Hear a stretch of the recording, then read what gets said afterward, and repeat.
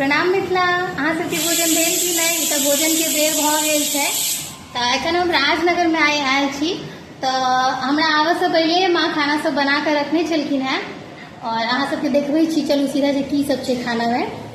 तो देखियो आब ई देखाबै छी भात नेबो और तकर बाद देखियो ई छै अरकंच। ई अरकंच जे छै से हमरा आयल छला मामी ओतऽ सँ। अच्छा थारी में देखियो ई जे छै परोड़ के तरुआ पापा जी अपने हाथे तरलखिन हैं। तो से छै एकदम कुरकुर, देखे में संदगर लागत है।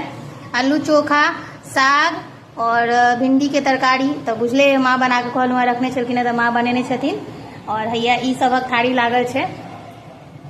अपने गाछक नेबो सेहो है और ई जे छै दालि अछि, राहरि के दालि बनेलथि है माँ।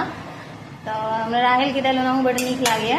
और देखियो अरकंच के थारी, बाकी थारी में अतेक चीज पटल भ गेलै जे राखऽ के जगह नहीं छै।